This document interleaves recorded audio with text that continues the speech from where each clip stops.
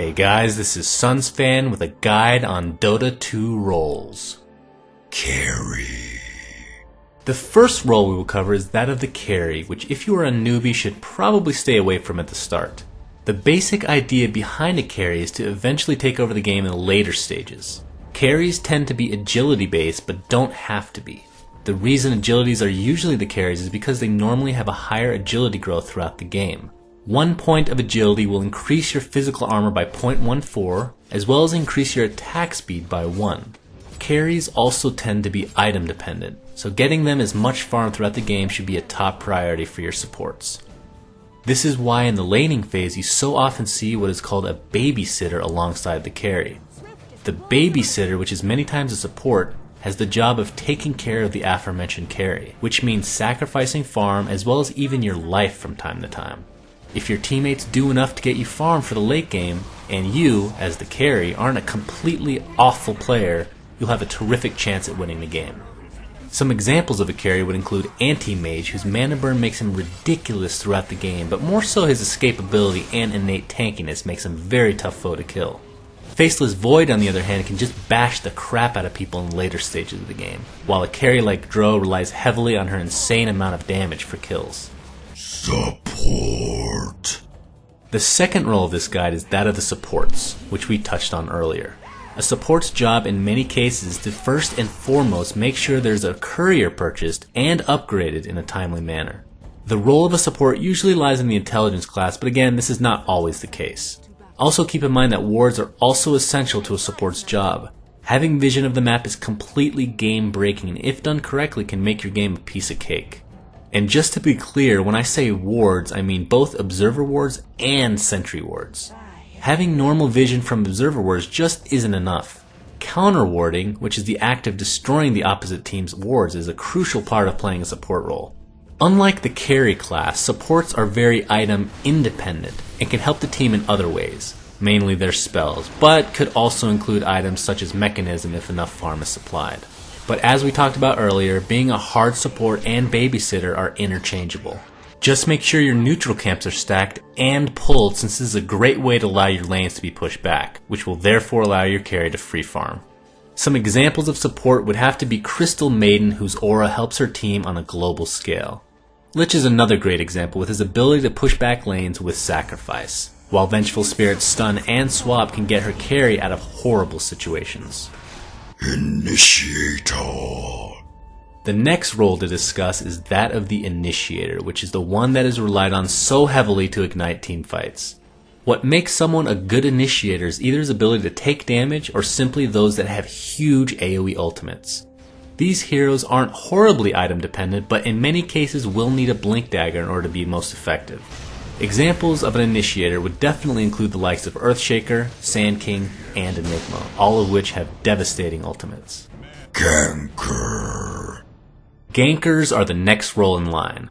Typically you want your ganker to be in the middle lane so he has easy access to both top and bottom lane, which means rune control is a must.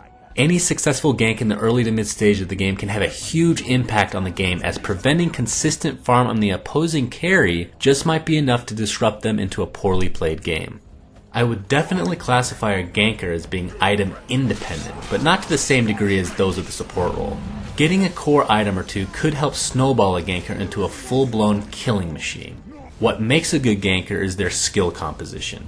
Usually having some sort of a stun or slow is needed, but may not be necessary if you're able to surprise the opposition team with some aggression. Some examples of gankers would have to be Tiny, whose ridiculous burst damage and snowball ability are very tough to control. Pudge is also on this list, not only because he snowballs to a high degree, but also because he can surprise the crap out of an enemy team with his out-of-nowhere hooks. One last example would have to include the mother of all gankers, Night Stalker, whose inherent slow / mini stun / nuke, coupled with his insane move speed, makes him extremely hard to not feed. Pusher. The fifth role on the agenda is that of the pusher. In a push strategy, your goal is to end the game as soon as possible. There are two kinds of pushing, that of lane pushing and that of tower pushing. Although these should be obvious, I will briefly explain them. Lane pushing usually consists of having a spell with a relatively low cooldown that you can use to take out creep waves out speedily. Tower pushing, on the other hand, is having the ability to push down towers like nobody's business. By pushing fast, you are not giving the enemy any room to farm, and if they choose to farm the opposing lanes, you'll take down their towers with relative ease, therefore netting you bursts of gold as well as map control. Typically, pushers are not item dependent, but are most certainly level dependent, since they rely heavily on their skills to push. And although they don't necessarily need items, picking up things such as arcane boots, mechanism, or pipe can help sustain pushes to a high degree. Some of the best pushers would include Pugna, Leshrak, Rasta, Nature's Prophet, and Broodmother, all of which are terrific at both lane and tower pushing. Tank. Although many could argue against this being an actual role, tanking most certainly has a place in this game. In other games, a tank may consist of a hero that is forcing the opposing team to attack them. That's great and all, but guess what? This is Dota 2, and a tank in our eyes is someone who's able to tank a lot of hits, whether it be from a magical or physical source. Tanks typically have either a very high strength gain or simply need to build tanky in order to accentuate their skill set. Some heroes that are tanky by nature would include Pudge and Axe. Pudge having very high strength gain, while Axe tends to have high armor and, ironically enough, would fulfill the tank role in other games as well. Other heroes that simply build tanky would include the likes of Razor and Viper. Jungler. Last but not least on our list of Dota 2 roles would be junglers, which are heroes that can easily survive and farm the jungle in a consistent manner.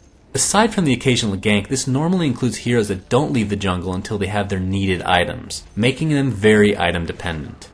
The benefit of having a jungler is the fact that you don't have one hero sucking up the experience in one of the lanes. Examples of successful junglers would have to include Axe, who can tank the crap out of neutrals. Furion and Enigma can also excel in the jungle as they rely on summoned units to do the tanking for them. Thanks for watching, guys, and please remember to subscribe to our YouTube. Also, a special shout out goes to Flawless for his help in writing this guide. You can check him out at his YouTube, which is linked in the following annotation.